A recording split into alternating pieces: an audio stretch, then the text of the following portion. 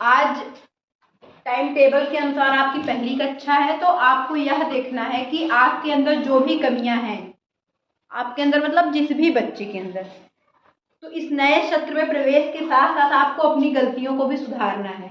जैसे कुछ बच्चे अभी इंग्लिश पढ़ने में अटकते हैं। अब आप 8th में हैं, तो क्यों अटकते हैं और उसको किस तरह से आप उसको दूर कर सकते हैं अपने रीजन को, वो चीज़ें आप नोट करिए। जहाँ समस्या आ रही हो उसको आप बताइए। आज पहली क्लास है, तो कोर्स पे कोई फोकस नहीं किया जाएगा।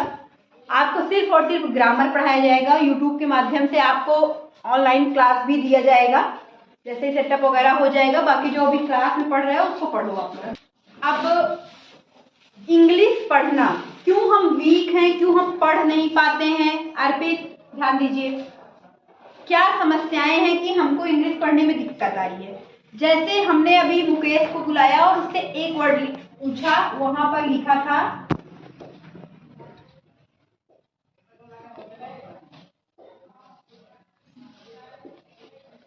ये लिखा था, या मैंने यहाँ पर लिख दिया ये,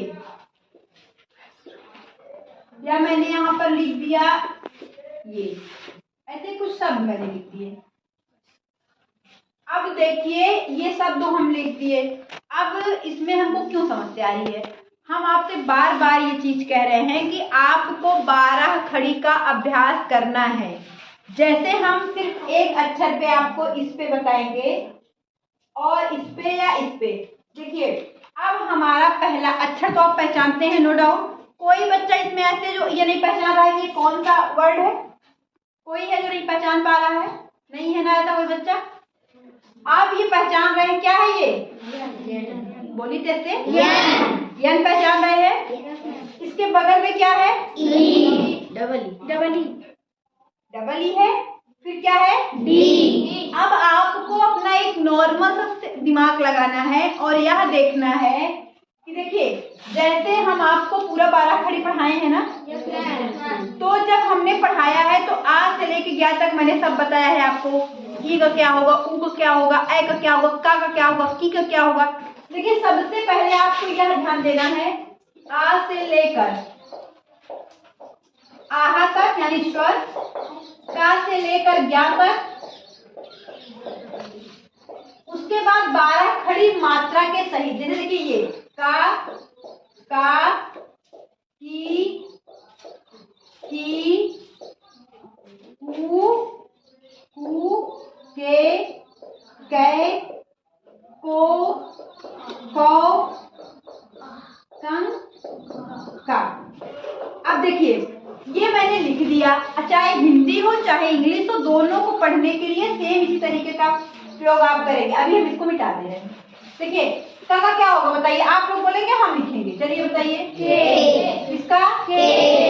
इसका के आई। इसका के डब्ल्यू। इसका यू के यू। इसका के डब्ल्यू। इसका के ई। इसका के आई। के आई। इसका के ओ। इसका के ए। इसका के एन। इसका के एन। के एन। चलिए अब आप ये देखिए, आप लिख लिए ना। फिर हम ये देखते हैं कि आ से लेकर आहा तक आपको पता है ना, पूरा पता है। यहाँ पर जैसे मैंने लिख दिया एक शब्द, हम कह रहे हैं हमें नहीं पढ़ना आ रहा है, मुझे नहीं पढ़ना आ रहा है। आपको क्या से लेकर गया तक पता है ना? का के होता है, खा का के एच होता है, गा का जी होता है, घा का जी एच होता है, चा का सी एच होता है, पता है ना? अब आपको ये तो पता है कि एच का क्या होगा? क्या होगा? हा होगा।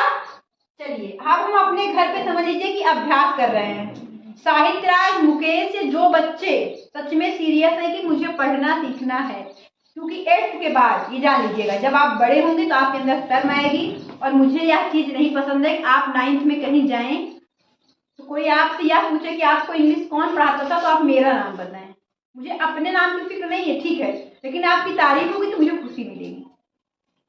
अगर आप जीवन में कुछ अच्छा करोगे तो मुझे बहुत खुशी मिलेगी। बस इसलिए हम चाहते हैं कि आपको इतना आता रहे पढ़ना लिखना कि आपको कोई ये ना कहे कि आप क्या पढ़े हो, कैसे हो, भविष्य के लिए आपको पढ़ना आना चाहिए। अब आप देखिए, आप नॉर्मल यहाँ पर क्या लिखेंगे, हाँ बोले आप ना, हम हाँ लिख दिए। उसके बाद यस का क्या होगा बताइए, ना होगा। चलिए मैंने ना लिख दिया। अब आप ये बताइए कि अगर ना में ए की मात्रा लगी हो तो उसकी स्पेलिंग क्या होती है, क्या होती है, यहाँ पर कौन सी मात्रा लगेगी, ई की लगेगी, ए की लगेगी। उसके बाद यस का क्या होगा, हम कह रहे हैं पूरा सा लिख दे रहे हैं, चलो ठीक। उसके बाद टी का क्या होगा, अब आप बताइए क्या लिखा गया है, क्या लिखा गया है आप। लेकिन यहाँ पर यश क्या होता है, साइलेंस होता है, तो इसलिए ऑनेस्ट होता है। लेकिन तब भी आप जब इतनी बार हम प्रोनाउंसिएशन कराते रहते हैं, जैसे ही आप ऑनेस्ट बोलेंगे, हॉनेस्ट, आपको याद आएगा नहीं मैम ने ऑनेस्ट बोला है, हो जाएगा। Yes ma'am. कुछ लगा। अब एक शब्द और दिखाते हैं आपको, चलिए अब देखिए, इसको देखिए, इजी इजी शब्द जो आपके हैं।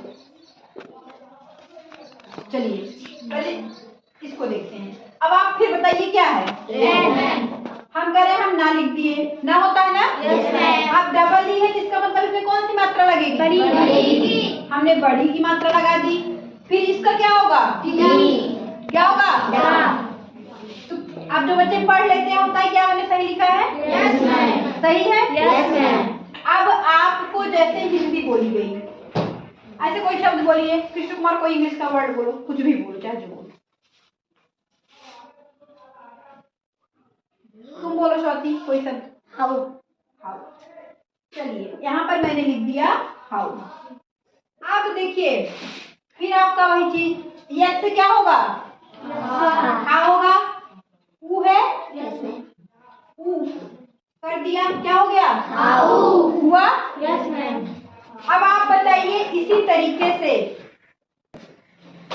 अगर आपको इंग्लिश पढ़ना सीखना है, आज से लेकर ज्ञा तक का, एक किस शब्द में कौन सी स्पेलिंग होगी उसका एक बढ़िया सा चार्ट बनाइए, और 12 खड़ी का से लेकर ज्ञा तक उसको रखिए। हिंदी और इंग्लिश की किताब रखिए साथ में, क्या रखिए, हिंदी और दोनों का मिलान करिए। आप ये बताइए क्या इससे बेहतर कोई तरीका है इंग्लिश पढ़ने का, हाँ? हम अपनी तारीफ नहीं कर रहे हैं, बस सोचिएगा कि मैम अपनी तारीफ बड़ा अच्छा पढ़ा रही हैं, ये सबसे इजी तरीका है। बस एक मेरी बात मान के, अभी आपका अप्रैल चल रहा है, महुआ बिलने मत जाना, और जाना तो यहाँ से बाद जाना।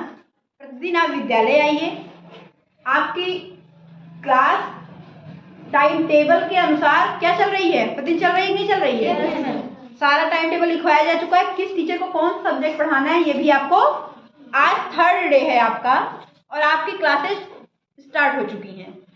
तो बस हम आपसे इतना कहेंगे कि 20 मिनट का समय सिर्फ मेरे लिए आप लोग निकालिए और एक चार्ट पेपर पे लगा के इंग्लिश की किताब लेके पढ़ना बैठिए, और कोई भी समस्या हो तो निसंकोच मुझसे बताइए बिना किसी डर के, कोई दिक्कत। अब कल इसी तरह से 50 शब्द अपने होमवर्क में छाटिएगा, कठिन सारे बच्चे, जो बहुत कठिन लगते हो, आपको बिल्कुल समझ में ना आते हो। जैसे मान लीजिए हम लिख दिए, ये लिख दिया मैंने